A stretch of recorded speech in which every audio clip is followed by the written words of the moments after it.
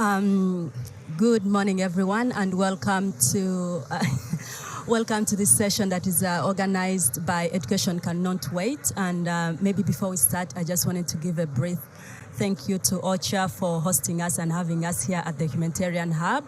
And welcome to everyone that is joining us remotely and those that are joining us here today.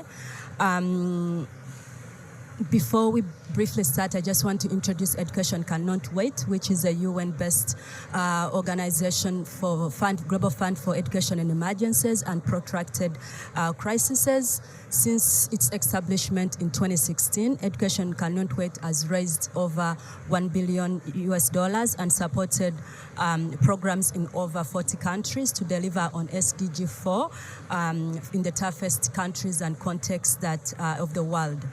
Our mandate is to ensure access to quality learning and inclusive education for the most marginalized children, particularly children that are affected by crises, conflict, including climate crisis.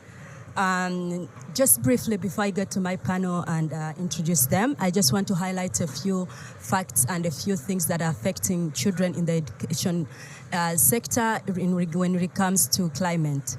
So most people are impacted by climate hazards, in fragile contexts, as we've been hearing throughout the last week. Education Cannot Wait estimates that 62 million crisis-affected children and adolescents across 27 countries have had their education disrupted by climate shocks since 2020. Anticipatory action is particularly relevant in education because of the intense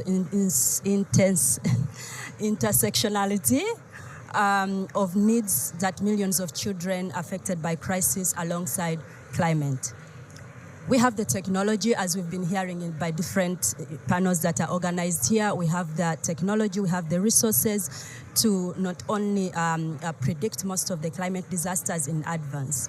However, we are not acting early enough. OCHA, with the staff in the previous session, you mentioned how you're acting early and how others are doing that.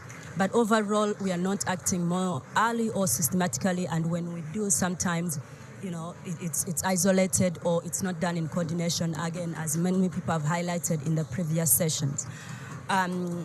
The UN Food Organization for Agriculture has estimated that for every $1 we spend in early action, we actually save $7, which means that anticipatory action is not only the most dignified way to do this, but it's also the cheapest and the fastest. For education particularly, I'm going to give some examples from Pakistan, as we have some colleagues from Pakistan here. The 2022 floods damaged or destroyed over 24,000 schools. Last year in Somalia, and I think we have colleagues from Somalia in the audience, last year Somalia had a rare super El Nino that caused widespread flooding. The education and emergency sector was not prepared. Over 900,000 Somali children, boys and girls, aged 6 to 17, were affected. 220 schools were destroyed or damaged, and over 2,000 teachers were affected. Many were displaced. Some of these things could have been avoided had we acted early. So what is Education Cannot Wait doing about this? This year, I am happy to announce that with the proud sponsorship of our partners and the government of Denmark, we've launched a $5 million anticipatory action pilots in Somalia and Pakistan. And within those pilots, we are looking to have communities be at the core of identifying early action activities that they can do at community level, at school level, to address the impacts, to act early against the impacts of flooding in those contexts and minimize the disruption of learning for children in those countries. I'm delighted to introduce the panel and explore some of the benefits that AA has within your communities, within your sectors or your organizations, and also share what other messages you have for the negotiators here or for this week looking towards Brazil next year. Adineke Odelse, on the lady in the middle, is the Education Cannot Wait's climate and advocacy champion and the founder of I Lead Climate Action Initiative. On my immediate right, we have Ms. Zuleka. She is the Advisor Program Manager of the Gender and Child Cell of the National Disaster Management Authority in Pakistan. And on the far right, we have Lisa Dunton, who is the Director of Financing and Partnerships for OCHA. So I'm going to start with the person on my next right, Ms. Zuleka. To kick off this session, Pakistan has suffered severe impacts from extreme weather events, such as the devastating 2022 floods, which disrupted the learning of more than 3.5 million children and youth. Since then, what policy measures has Pakistan implemented to maintain education continuity during such disasters?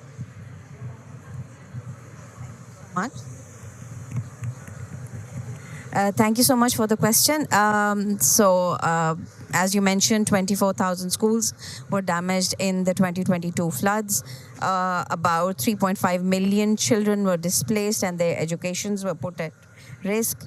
And we were still reeling from the effects of the floods in 2023 when we started to launch the refresher of the Pakistan School Safety Framework that was made in partnership with UNICEF in Pakistan, which is the most comprehensive school safety network framework in the South Asian region, lauded at many Asia-Pacific forums. And with partners like UNICEF and Save the Children, ALCs and TLCs were also launched, which are working in the most flood-prone areas. And these TLCs and ALCs work on, they are temporary learning centers and accelerated learning centers so that, the education of the children's displaced should not be affected and they can keep on learning, keep on going to school. These centers are set up in facilities provided by the communities, and NDMA is at the helm of all these efforts. The Gender and Child Cell at NDMA particularly works with vulnerable communities, which is women, children, elderly, and disabled. And it is the mandate of the Gender and Child Cell to work on protection and education as well. And we work in close coordination with Education and Emergencies Working Group. So at the federal level, NDMA in policy making has done a lot. The National Coordination Forum on Anticipatory Actions was launched in March 2024. And through that forum, we are also working on, the education sector and how we can further advance education and anticipatory actions in Pakistan. So what we are doing proactively in this regard is, after the 2022 floods, the leadership at NDMA changed. And the whole direction of how the National Disaster Management Authority was operating, it changed.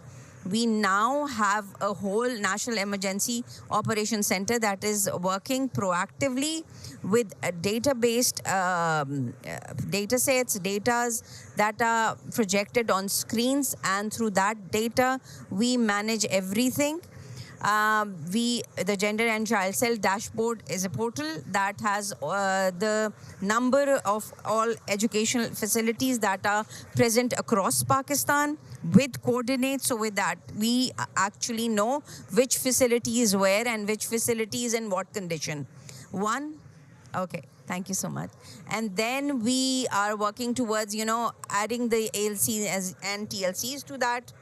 And we are in the process of drafting a whole disaster resilient audit of schools, which we are going to pilot in the federal capital of Pakistan. And we will be doing that through the Kobo toolkit, so that we can do that in one go. The whole PSSF framework checklist would be done through the Kobo toolkit. So a lot of things are being done, and NDMA is taking it further proactively. Thank you so much. Thank you so much for sharing that. You're really quite highlighting some of the issues that have been also brought up here around, the most vulnerable communities, particularly, groups, particularly girls and children. Also doing this in a systematic way, the systems that you have in Pakistan. Again, we have the technology, but we really have to change the whole way that we work and projections and all of that. I think one of the themes I'm seeing across this session is not this session, just around COP, is that how schools are always used as shelters when disasters happen, and what that means particularly for the education sector and children continuing to learn. So we are delighted to be a partner with the NDMA in the design of the Anticipatory Action Pilot, as you know. Maybe just a follow-up, how can the work of your department help to minimize the impact of future climate hazards in the education sector in Pakistan? Okay, so being the Apex Disaster Management Authority, what we are doing now through the Gender and Child Cell and with the support of UNICEF is gamifying all the disasters and integrating that into the National Disaster Management Alerts app. So we are not only focusing on the disasters that are happening, but with their link to the climate change that is happening. So we are going to do that. So we are covering both parts of the disaster and the climate change part of it. One, we are doing that. We are in constant coordination with the provincial DGs and the district disaster management authorities through a WhatsApp group, which constantly alerts us to what is happening at the field. And we are also integrating the climate change aspect into the Pakistan School Safety Framework. So we are looking at it from a very holistic point of view. And yes, and we are integrating data because data is very important so that we know what is happening where, when, how, everything. So we have the 5 W's and 1 H of it. So management forums, and we are working with them, and we are also working in close coordination with the Ministry of Climate Change on this.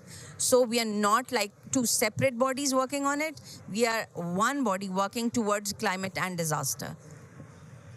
Thank you so much. It's really good to see how you're taking a whole disaster, whole risk approach, not just looking at education or climate-related disasters, but all of it, and also using data to really, make your decisions, and using existing systems, the 5 W's, to really be able to feed into the wider, data collection frameworks that you have. Turning to Adineke now. Education Cannot Wait is global champion for climate. You have received the Amnesty International Nigeria Ambassador of Conscience Award for your fight for climate justice. Based on your advocacy in Lake Chad region, can you suggest how children and young people can participate in anticipatory action and disaster risk management in climate vulnerable areas like Lake Chad? Okay, thank you. So I'm from Nigeria, and we see the impact of climate crisis happening every day, and we are faced with flood, drought, and other climate-induced crises. And the anticipatory action, it's a way to respond early, as we know.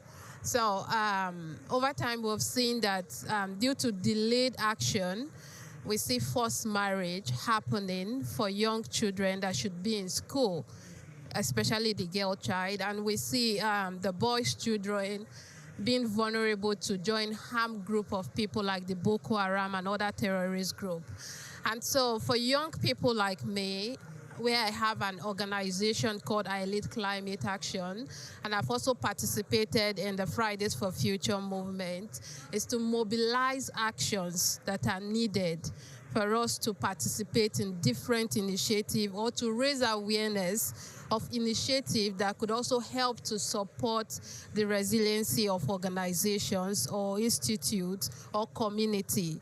And so we also champion different innovations or initiatives like supporting women and girls through access to resources that they need in order to strengthen the livelihoods of the family, in order to reduce vulnerability of young girls being forced to be married, or of young boys being forced to join armed group of people.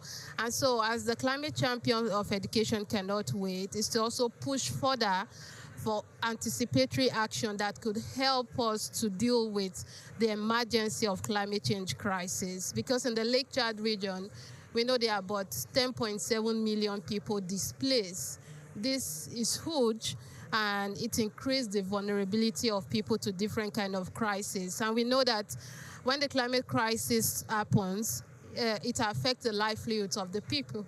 And so young people could continuously champion different initiatives that are aimed at sustainable development and also to bridge the gap in terms of raising awareness on the climate change crisis. And so these are more of what young people in my region and I am also doing in my community. And at the same time, young people could also acquire skills that could also help the community to deal more with the climate crisis. And so the role of young people is important in anticipatory action, to see that the desire or the required actions are taken immediately. Because when the climate crisis prolongs, it brings about complications. It now leads to food insecurity. It also leads to conflict as well, and also forced displacement. And so the role of young people, it's also needed in any other initiative that we have on board. And I think... Thank you so much, Adineke. I couldn't agree more. I think you've highlighted some of the key issues that again came up at the Youth and Children Pavilion around, young children being part of the solution and active actors within the climate space, enabling them with the skills that they require, green skills or advocacy or leadership skills to stand up and demand for climate justice, but also take proactive measures to address. So thank you so much for sharing that. Lisa, I'm going to turn to you now. I know you had a heavy session previously, so I hope your voice is a bit rested by now. We know that OCHA plays a key leadership role, particularly in our humanitarian sector as the UN coordinating agents for humanitarian action. And also leveraging data and climate modeling to anticipate and to respond to humanitarian crises. Could you please elaborate on how OCHA utilizes climate modeling to predict and mitigate the impacts of climate change on education systems in vulnerable communities? Thank you very much. I'm going to change from my audio device to my visual device here.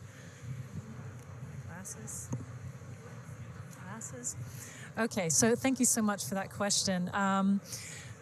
As I think we've already heard from our previous two speakers, that climate change has a very severe impact on children and their learning as they get displaced, as schools are used as places where others can go, others can use collective centers, shelters, etc. And predictable humanitarian crises are really disrupting overall the access to education. I just wanted to mention a recent World Bank study which found that between 2022 and 2024, at least 81 countries had shut down schools temporarily due to extreme climate events. So that's quite shocking to me. And this has really caused significant learning disruptions for 404 million students, so very widespread. And so to get ahead of the predictable climatic disasters, OCHA currently facilitates coordinated anticipatory action in more than 20 different countries, with another 10 that we're working toward as well, for droughts, for floods, for storms, and also for disease. This is up from a dozen at the beginning of 2023. And 13 of these countries are on the list, the World Bank's list of fragile settings, which again, you have sort of this overlay of a conflict or fragile setting, and then climate on top of that. Then you have really extremely difficult circumstances especially for children, women and children especially, but for all. So in terms of, you asked about leveraging data, what OCHA does is works very closely with partners, with meteorological organizations, and monitors and uses climate data on rainfall and wind speed to try to come up with the different models, work with the different models for drought, floods, and storms. And then using these models, we agree upon different moments and different triggers. So if a river goes too high or the rainfall is too low, then we have triggers that are set using these models. And then as soon as that is hit, we also have already pre-agreed programming with pre-agreed partners so that the funding can go very quickly. And in some cases, as has happened this year, we had activations where the partners in the different countries received funding as fast as 6 minutes. So it can be very fast if you have the pre-planned programs, predetermined triggers, and the pre-financing, as the Central Emergency Response Fund has been fueling many of these anticipatory action frameworks. OCHA also, on behalf of the humanitarian system, manages country-based pooled funds in 20 different countries. We're also looking at how to expand and provide funding from these country-based pooled funds, which also funds, really focuses on funding local and national partners. And last year we were up to about 45% of the funding through these country-based pooled funds globally going to local and national partners, so thereby really building the resilience of local partners for a more sustainable response moving forward. And just to mention that the 3 countries this year already where these anticipatory action frameworks have been triggered, we've already spent released $86 million in Bangladesh, Nepal, and Chad. So it's been quite a busy last few months for anticipatory action frameworks. Looking at education, again, is a very important sector in coordinated anticipatory action frameworks, as you've mentioned before. And between 2020 and 2023, the Central Emergency Response Fund had allocated $2.5 million to direct education activities, and additional just over $8 million towards child protection and nutrition support that supports the children going to school and the overall educational outcomes. So together this constitutes a little over 11% of all of SURF anticipatory allocations, alongside other interventions such as health, food, and security. So we see that the evidence really is encouraging.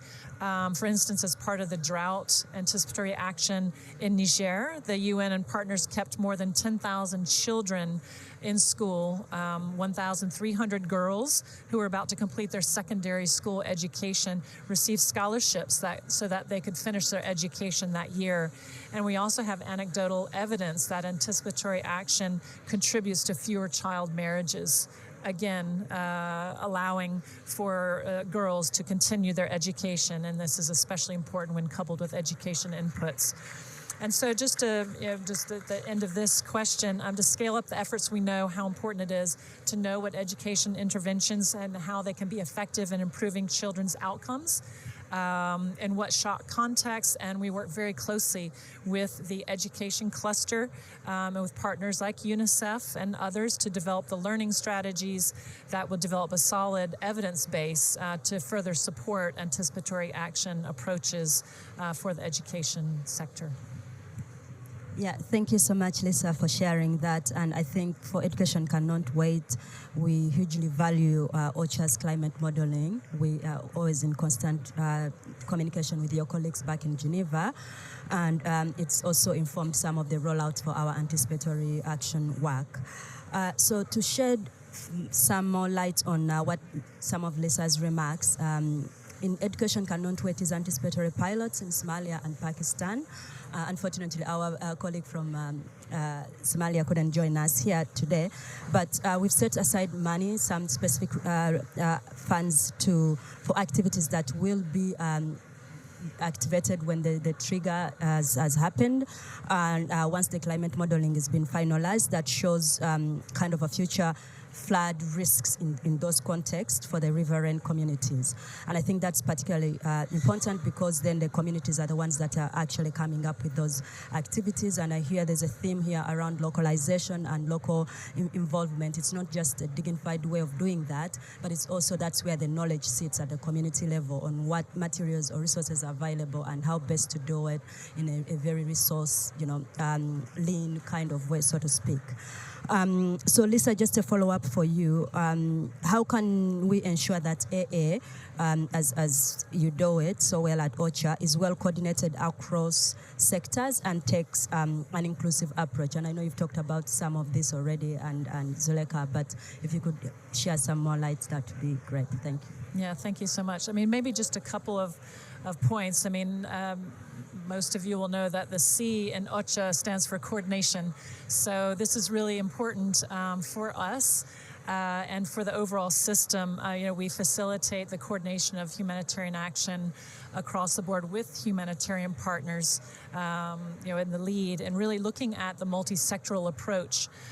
It's so important to have that assistance. And actually, I used to work for UNICEF, and we used to always put forward the benefits of this multi-sectoral approach, because if you have only water and only sanitation, you don't have food, you don't have seeds, you don't have education, livelihoods. If you don't have all this together, it's really important that it's coordinated all together, so the entire system works together. And so that's what OCHA really focuses on. And I think increasingly trying to also coordinate across anticipatory action and anticipatory frameworks. These can be maybe a magnet for additional funding. So the Central Emergency Response Fund provides funding or has triggers already and pre-agreed financing in 20 different countries. But these frameworks exist, and local organizations, the international financial institutions, the World Bank, all others can also contribute there. So it's really more of a plan on how a particular country can reduce the cost of the assistance because it's planned before, improve the dignity of the assistance that's provided because the communities are involved in building this and building these frameworks. And so it's really a much better way to go forward. I would just mention in terms of the multi-sectoral, at the global level, OCHA supports the global cluster as well, where OCHA has a presence, and also to help develop this anticipatory system, this anticipatory action, and to help leverage that convening power. So maybe what I would just say the last, just a couple of an example in Ethiopia where the drought anticipatory action work led to complementary allocations from the SURF, $10 million, but also $10 million from the Ethiopian Humanitarian Fund. So again, looking at how multiple channels can come into a particular and support a particular framework. And just to lastly mention that OCHA works very closely through the Interagency Standing Committee with other UN partners, with NGO networks, to ensure that it's as coordinated as possible. Thank you so much, Lisa, for highlighting some of those remarks. I think for me, the takeaway here is, particularly for education, is how we can use education as a sector, as a convening sector, to provide a more holistic approach to other services, because we're looking at the convening power of schools. Schools are communities, are spaces where communities come together, parents, teachers, governments, and all of that. And as we know, oftentimes they're used as shelters. I think that on the previous panel, someone from Grenada that said that the libraries were, constructed they were climate resilient. So when the floods happened, everyone came to the library and to the schools. But what does that mean for education? And because children are not actually now using the schools, so we need to think of other alternative ways to ensure that children are also continuing to learn. So our panelists have spoken a lot about the needs and what works from different contexts, from a structure and systematic way. But despite what we are hearing across COP and today, anticipatory action only receives 1% of the global humanitarian funding. So I guess there's a clear message there that we need more resources, given that if we spend resources earlier on, if we act earlier on, we reduce the costs later on in terms of responding. So I think for education cannot wait, our call here is very clear. Our message has been very clear that we urgently need additional financing to expand on our anticipatory work. We also know that we have a learning gap across the humanitarian sector. In terms of technical knowledge and collective learning in order to scale up some of the AA work, how effective it is. As part of our pilot, we have a learning component which will really inform how much money these two countries, Pakistan and Somalia, would have saved by just acting early. So we are hoping to publish that and share that in Brazil next year, and see perhaps that can change some minds and get some funds to the education sector too. So my last question maybe to all our panelists is, right now, what messages do you have? What are your top 3 recommendations for how we can scale up this work?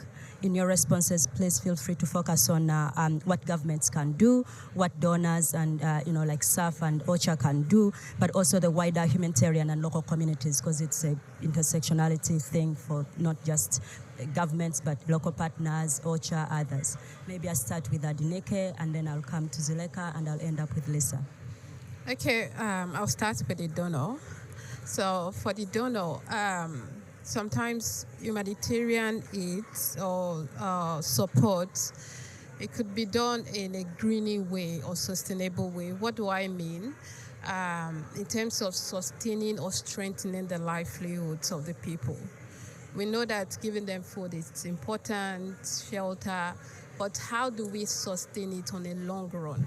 We need to look at those aspects of long-term humanitarian or anticipatory action that we want to give to communities. I think that way it reduces the number of times that those kind of measures are taken, because livelihood matters. Once there is livelihood strengthened, then they have money to send their children to school, get some other things for themselves. And so the greening of anticipatory action is very important.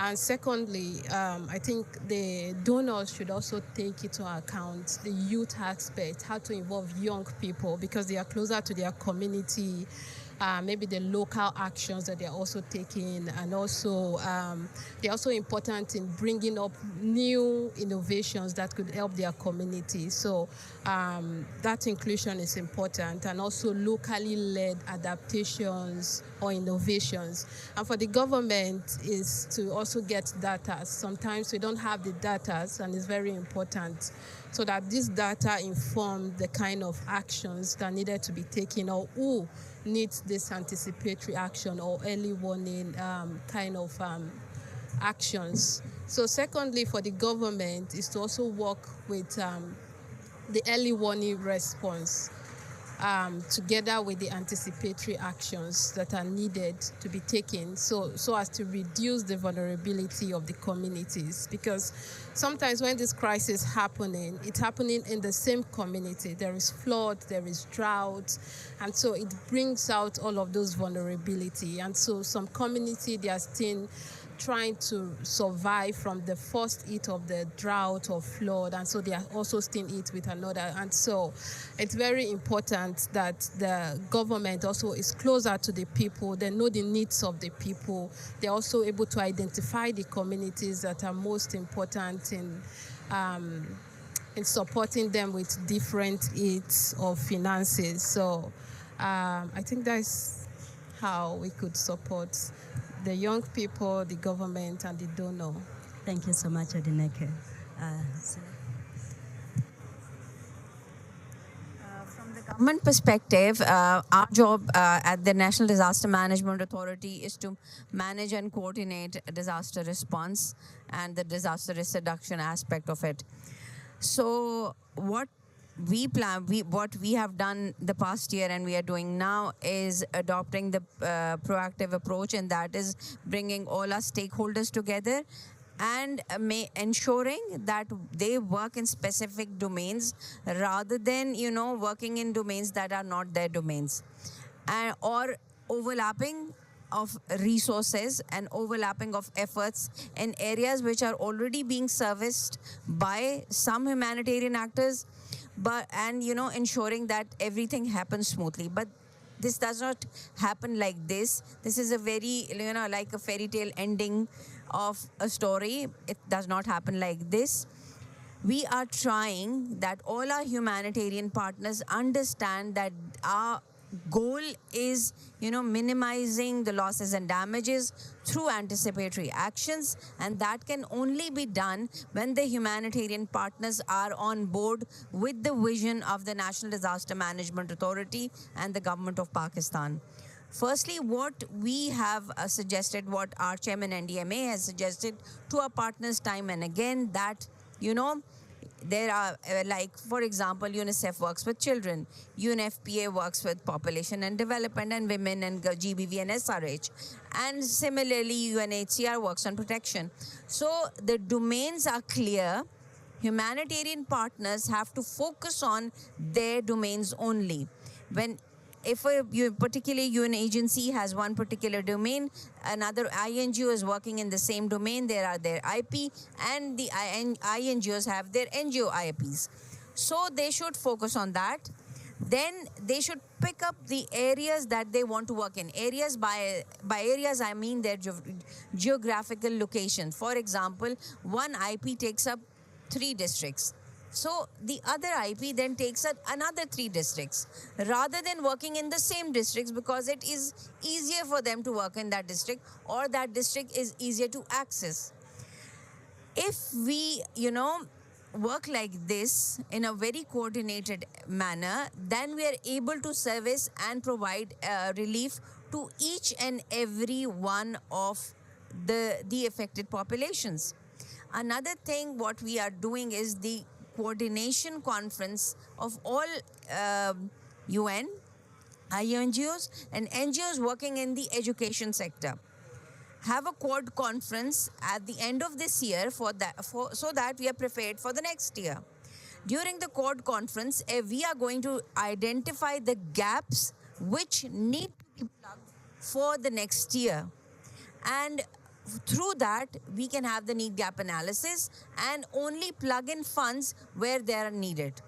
Another thing that we're trying to do is retrofit schools to service shelters and not stop education while these facilities are being used as shelters.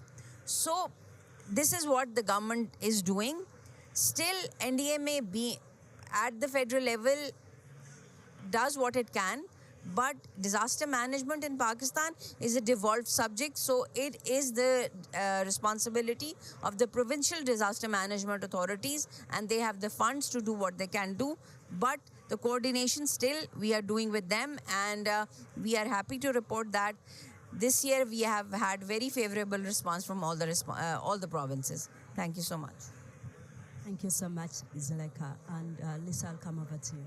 Yeah, thank you very much. I mean, my thoughts are changing a little bit as I hear the previous speakers. One of the things I was thinking about is that you're pointing to, Zulekha, was reaching the people that are furthest behind. And in order to do that, you need to have this holistic approach, a multisectoral approach. But that wasn't what I was going to say originally. But in any case, I think, what can we do? We need to continue to mainstream and scale up anticipatory approach. It needs to really become sort of the way we operate as opposed to just a small percentage of the way we operate, and that will have to continue to grow over time. What we are, it needs to be integrated into the DNA or the architecture of the way we operate. And what OCHA is doing is we are trying to integrate that into the humanitarian needs overviews that we coordinate on behalf of the system, into the humanitarian needs and response plans, again, coordinated at the country level. And maybe I'll speak to our Somali colleague who had asked a question earlier. In fact, one of the most recent examples of the Somalia Humanitarian Needs and Response Program plan had incorporated risk analysis, risk prediction, and crisis timelines in the HNRP, this Humanitarian Needs and Response Plan, which clearly outlines the role of preparedness and anticipatory action. So, in fact, in Somalia, that was the first anticipatory action framework that OCHA created back in 2018. So one of the pilots, I guess, for us as we roll it out now up to 20 and hopefully 10 more in the near future. I think we also need to continue to support the learning that we have, and you're talking about the pilots that Education Can't Wait is doing. I think we work together to incorporate that learning into improving how we work across the system, ensure that we incorporate those lessons learned and doing it better year on year. And so we're really grateful to Education Can't Wait fund and the investments there. And finally, I think there's also a call to donors to increase their flexible funding to these different mechanisms to channel anticipatory action and to scale that up.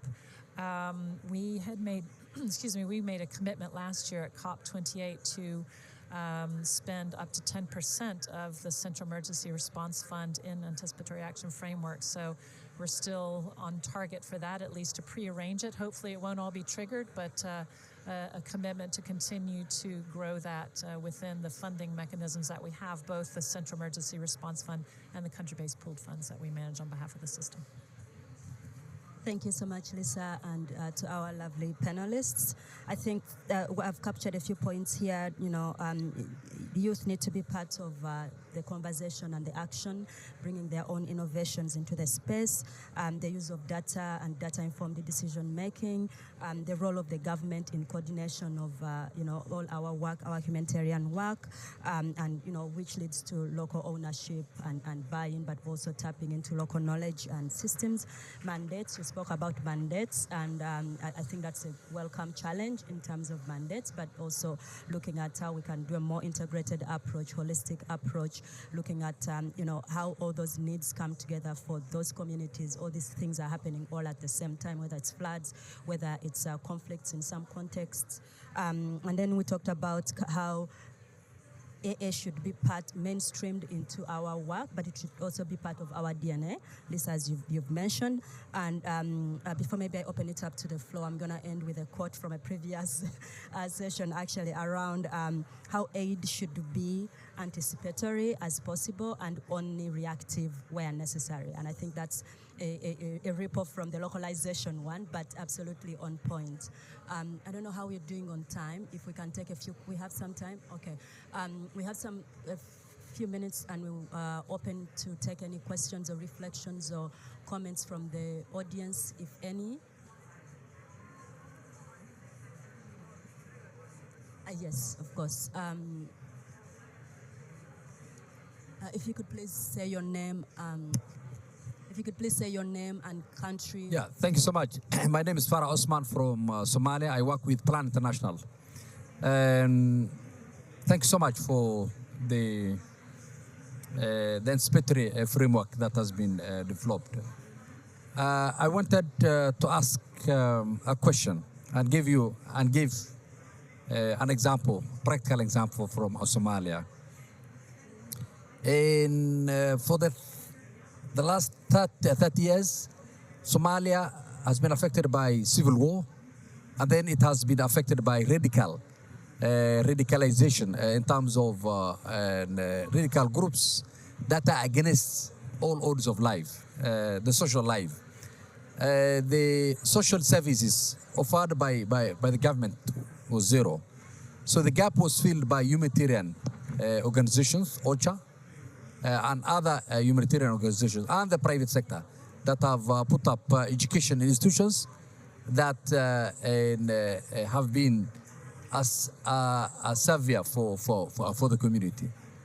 In terms of the access, it's only the urban areas, the towns that are under the control of the government that can be accessed. But when you go out to the rural areas, they are controlled by the non-state actors, and accessing them is difficult. The last, I think, two years ago, there were over 170 children who have been radicalized and who have been taken to fight.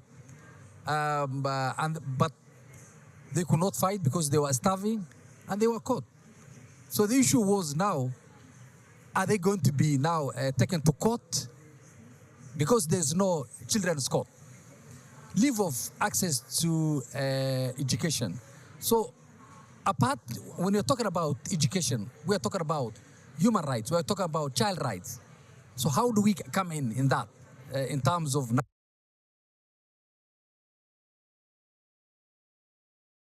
now these children who do not have access and who are in non-state actors controlled areas? Thank you. Thank you so much, Farah. Maybe we take a couple of questions before and hand out here in the front. Yes, thank you.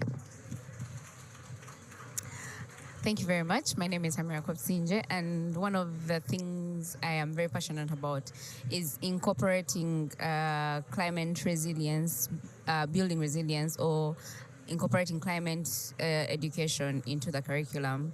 And much as we are trying to make sure that education gets to all the children and to every community, I think my question goes to the people who come from education cannot wait.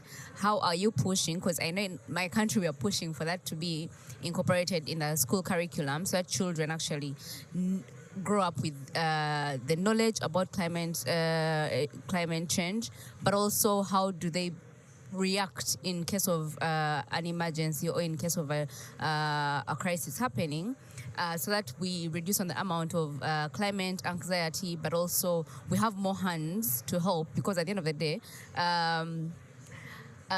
how organization may get to us very late with relief, or Red Cross may get to us very late, but also how do we have these children know about the knowledge and also know what to actually do in this.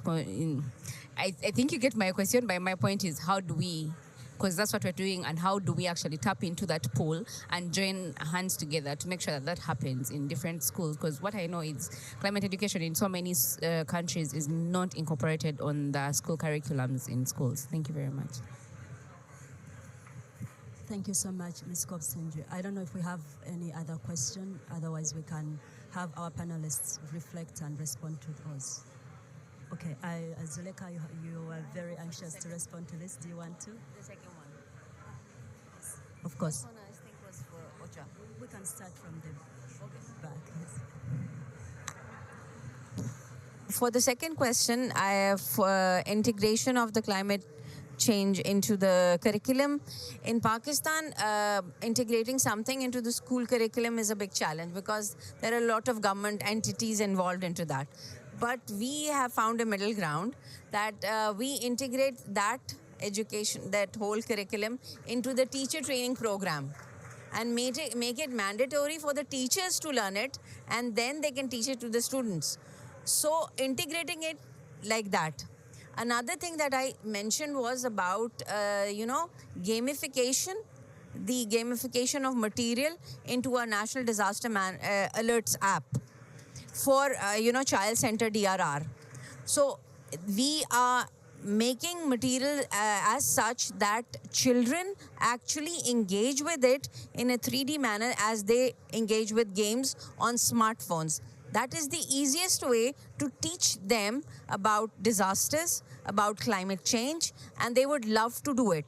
So this is how we are doing it in Pakistan. Our first, the pilot would be launched roundabout in January, with the first material currently being developed and being launched. And we will engage with children through that. So it will have disasters because we are a disaster management authority, but with the climate aspect inbuilt into that. So this is how we are going to do it. So I hope that answers your question. Thank you so much. And it's great that this actually comes from another context, perhaps similar to your context, I'm guessing Uganda, from your last name. So thank you so much for that. But maybe the question from Somalia, which is very interesting and very politically charged. Lisa, you want to take a stab at that? Yeah, sure. It's not so much about the climate part, I think, your question, but it does touch upon OCHA's mandate. OCHA does have the mandate to support access to humanitarian and humanitarian diplomacy to try to negotiate access in many different circumstances we see around the world right now. Sudan, for instance, OCHA has been central to supporting access negotiations, including the ones facilitated by the Kingdom of Saudi Arabia in Jeddah, the Jeddah talks. So I think this is something specific to your case I can't really say, but it is something that OCHA does in the countries where it's present to try to support access to those that need it most, and really, again, going back to addressing the needs of those who are furthest away, furthest behind, to ensure that their needs are addressed. So in addition to that, there's the aspect of protection of civilians that is also part of OCHA's mandate as given by the General Assembly, the Security Council. So I would just say these are all aspects. Again, I don't have the specifics on Somalia here, but anywhere that OCHA is operating where there is a conflict or very fragile setting, we do try to support access. Thank you so much, Lisa. unless we have any more questions from the audience, we will be coming to a close of our session. And before we do that, I just want to take one more moment to say thank you so much to our amazing panelists. It's always great to have an all-female panelist. And our QR code is up here. If you want to know more about Education Cannot Wait, is climate action right here, right now. I also saw we have a few books that highlights, they've already been shared out for those of you that are in the room, but for those that are not, this is accessible online. So thank you so much, everyone, colleagues joining us online and those that are here. And again, great thanks to OCHA for having us at the Humanitarian Pavilion. And we wish you a good rest of your day. Thank you.